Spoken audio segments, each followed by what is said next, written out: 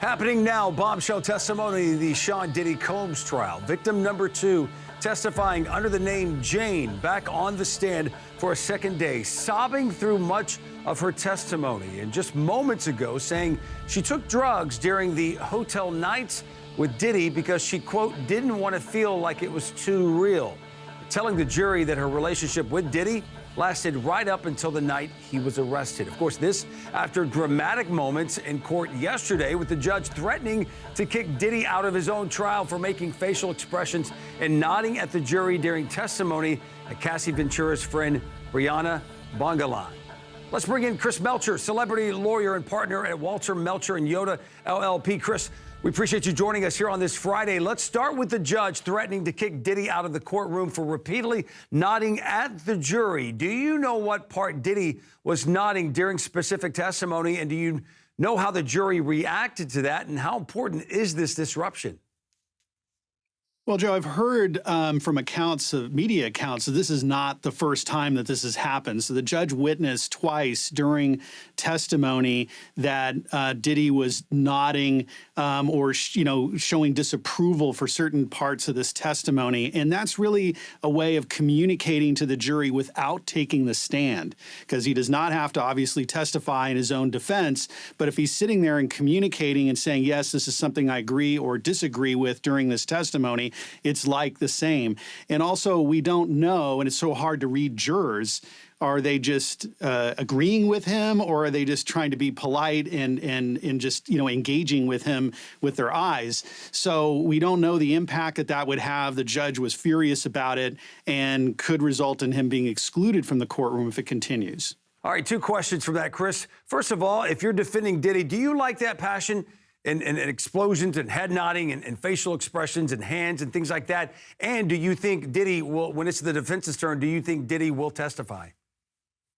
Well, Joe, this is always very difficult. It would be really hard, obviously, for any of us to stand trial and listen to all this and not react to it. So that's human nature. And jurors are looking at the defendant, and they're observing this conduct. And if you're just standing still and stoic, the jury might say, "Oh, this person has no conscience, has no feelings. How could they just sit there, expressionless, listening to this?" So it's a very fine thing to do. I think that it would be better if he was showing remorse, or feeling like sad or compassion. Those would be better emotions there. I think testifying, I really doubt that he would testify, because there's so much out there that we've heard of horrific and depraved conduct that I just don't see him attempting to explain this on the stand.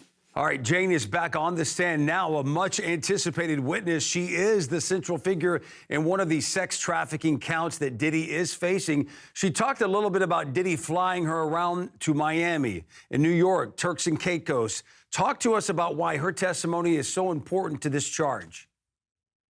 Sure. So there's a transportation element to the one of the charges that he's facing. So if he transported someone for the purpose of prostitution or trafficking, then that's itself a crime. So it seems to me that on that transportation count that he's going to be most likely convicted of that, or at least I should say there's sufficient evidence from which a jury could reasonably do that. The same with the trafficking. I think the more difficult one is this RICO, this criminal enterprise charge, which is normally we see used for a cartel or the mafia. Technically, they might have enough here, but it really doesn't make a lot of sense to apply to him. All right, Cassie's friend, Bryana Bongolan, she concluded her testimony yesterday with the defense really trying to poke holes in her testimony, questioning the timeline of the alleged 2016 incident with Diddy holding her over the balcony, but introducing text messages showing dates that were wrong and asking, can you be in California and New York at the same time? So was she an effective witness for the prosecution? I think so. The defense did a good job in showing that she said, I think it was like September 24th or 26th, something that this incident allegedly happened. And the defense showed that Diddy was in New York. There were hotel bills during that period. But afterwards, on redirect, she was rehabilitated and saying, look, she didn't make an exact note of the day. She had taken some photos of her injuries from the balcony incident afterwards and was trying to recreate the date. And then there was a text message that Cassie had sent friend, I believe it was, but one of her friends, and I can't recall, I think it was Cassie, sent a message, kind of recounting what had happened. So that seemed to validate it. The other attack was on all these drugs she was using, which I understand could certainly impair her judgment or memory, but Diddy was allegedly involved in this and actually supplying those substances to her. So I didn't quite understand what the defense was trying to do there. Chris, 10 seconds or less, how is the prosecution team doing in the last 4 weeks? Give them a grade of the witnesses they've had on the stand so far. Well, Joe, I'm going to say a B+ or an A-. It's hard to judge in the middle of this, but they're doing it methodically. They're getting the evidence out there, and he is taking some really devastating blows so far. Yep, trying to prove those charges. Chris Melcher, always a pleasure. Thank you for the context and insight. We appreciate it. Have a great weekend.